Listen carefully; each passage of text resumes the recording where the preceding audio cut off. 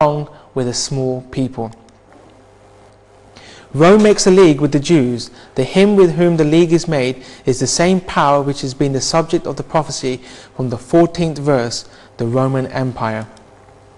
Now that the prophet has taken us through the secular events of the Roman Empire to the end of the 70 weeks of Daniel chapter 9 verse 24, he takes us back to the time when the Romans became directly connected with the people of God by the Jewish League in 161 BC.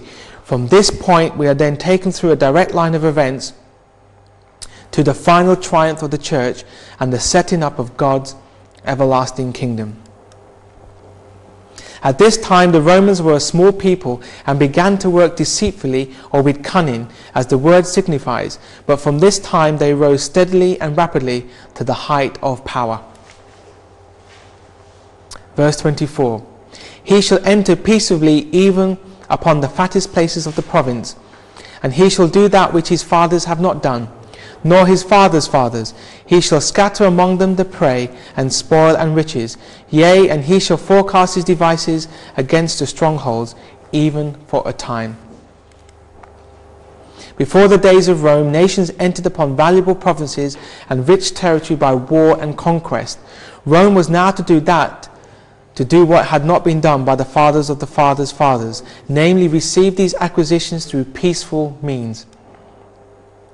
Thomas Newton gives the thought of forecasting devices from strongholds instead of against them. This the Romans did from the strong fortress of their seven-hilled city, Rome. Even for a time doubtless refers to a prophetic time, 360 years. Time equals 360 years, started 31 BC, ended 330 AD. What took place in 31 BC? It was the battle won by Rome against Antony. And what took place in 330 AD was the removal of the power and government from Rome to Constantinople. So here we see a direct fulfillment of prophecy.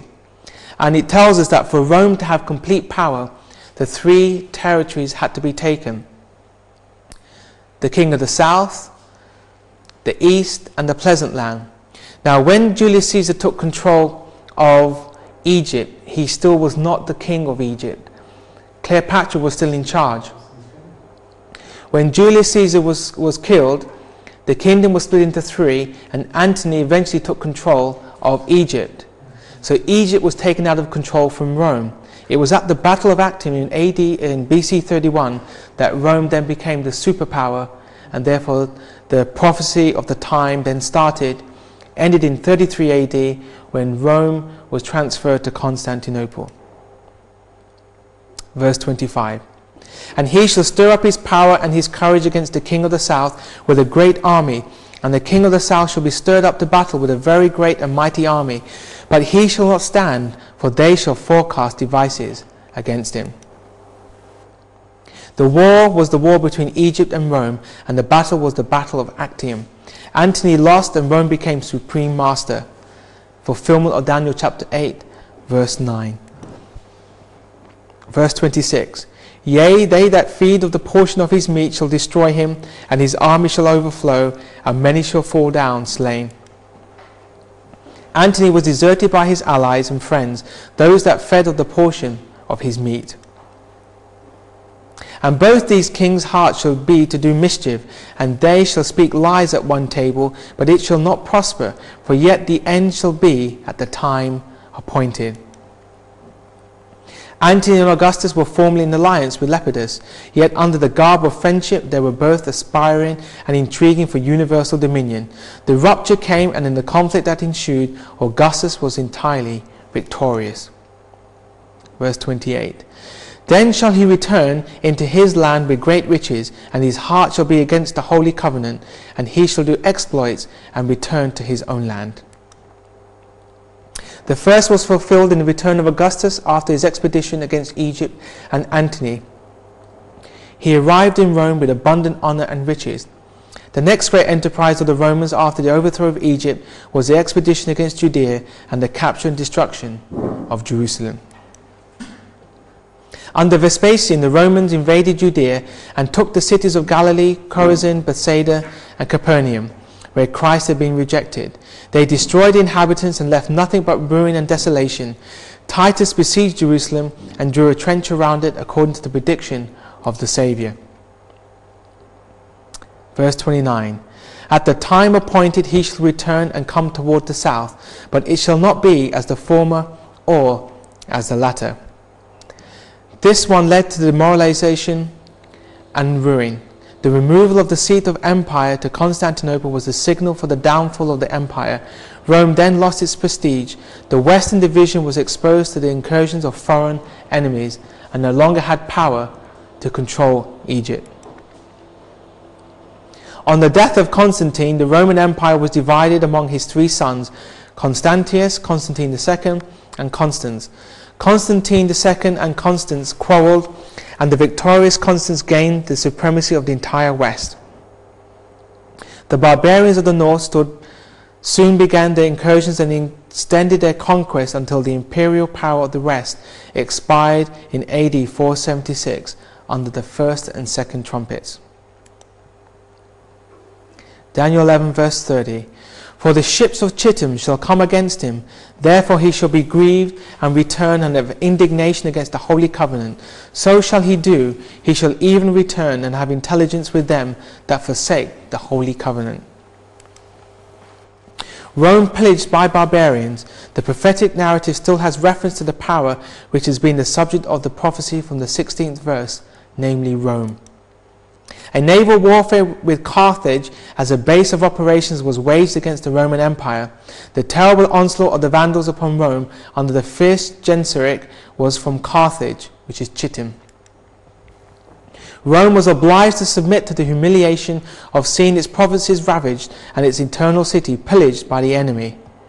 And here we find this under Revelation chapter 8 under the second trumpet, Genseric. In an attempt to oppose the Arian beliefs of the three horns of the Heruli, Goths and Vandals, Justinian appointed the Bishop of Rome as the head of the Christian Church and the corrector of heretics. By doing so, he had indignation against the Holy Covenant and had intelligence with them that forsake the Holy Covenant. Thus was the transition of Roman power from pagan to papal underway. There was also an attack on the Holy Scriptures, and the first Sunday law was enacted. The emperors of Rome, the Eastern division which still continued, had intelligence or connived with the Church of Rome, which had forsaken the covenant and constituted the great apostasy for the purpose of putting down heresy. The man of sin was raised to his presumptuous throne by the defeat of the Arian Goths, who then held possession of Rome in AD 538. Daniel 11:31. And arms shall stand on his part, and they shall pollute the sanctuary of strength, and shall take away the daily sacrifice, and they shall place the abomination that maketh desolate. This concise history shows us the method by which papal Rome rose to world dominance, replacing pagan Rome. Arms shall stand on his part.